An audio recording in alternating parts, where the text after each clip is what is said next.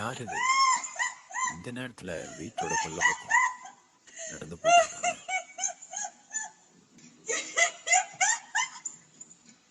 யார் திருட்டு பொம்பளை?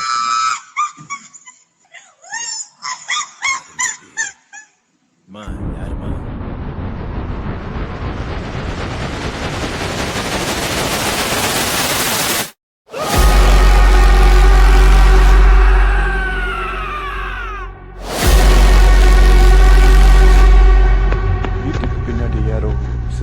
நடந்து போனாங்க. நான் யாருன்னு பார்க்கலானே கிட்ட போனா லாந்தரால என் கையிலே அடிச்சுட்டு அந்த பொண்ணு ஓடிட்டா.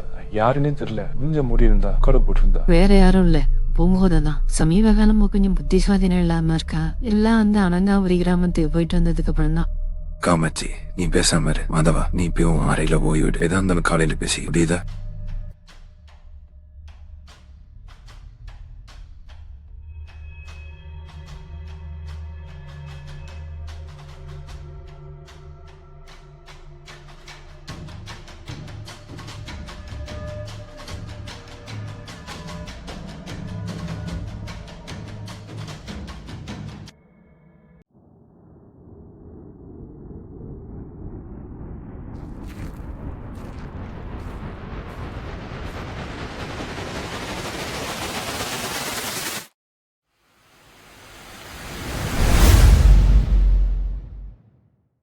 நீங்க எங்க போறீங்கன்னு எனக்கு தெரியும். வசந்தன், நீங்களும் விளையாடாத. மாறணும் பேசினத நான் எங்கேயும் நான் போல கேட்டேன். அனுப்பி தூங்கு. என்ன கூட்டிட்டு போலன்னா உங்களை கோத்து விட்டுருவேன்.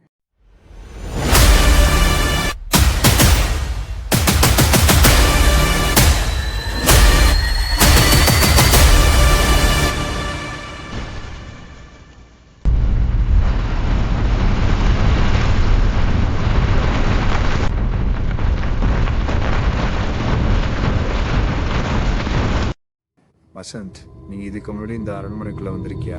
மிலிட்ரி தாத்தா கூட மாட்டு வண்டியில் வரப்ப தூரத்துலேருந்து பார்த்தது. இன்னைக்கு தான் உள்ள வந்து பார்க்குறேன். தாத்தா இந்த பக்கம் என்னை கூப்பிட்டே வரமாட்டார். அது வந்து முக்கூட்ட அளவான பக்கம் வண்டி மாட்டு திரும்பவே திரும்ப.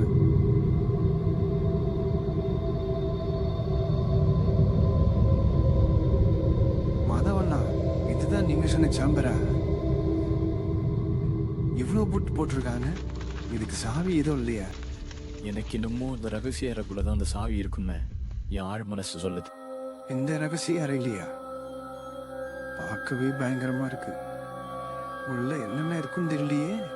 ஒரு காலத்துல வெள்ளைக்காரங்கெல்லாம் கைதிகள் எல்லாம் பிடிச்சி இந்த ரகசிய தான் வச்சு சித்திரவதை பண்ணி கொண்டு இருக்காங்க. இந்த அறைக்குடையா போகணும்? சாவி எங்க இருக்கோ அதுக்குள்ளதான் போகணும் வசந்த்.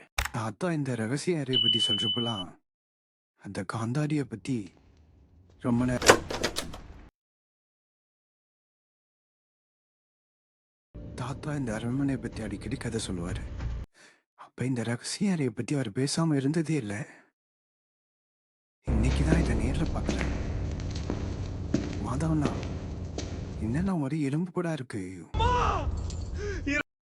கொஞ்சம் பயமா தான் இருக்கு. ஆமா, யாரோ காந்தாரின்னு சொன்னீங்க. அடியாரு காந்தாரி அவன் ஒரு சூழியக்காரி. அவன் ரொம்ப மோசமானவ. கடைசி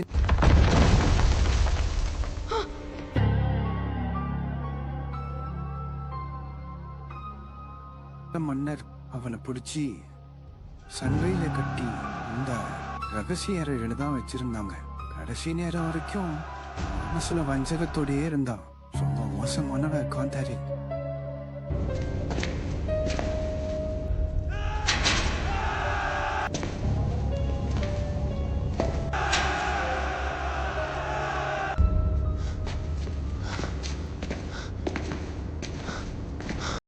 மாதவனா, அங்க யாரும் உட்காந்துருக்கிற மாதிரி இல்ல. கிட்ட போய் பார்ப்போம்.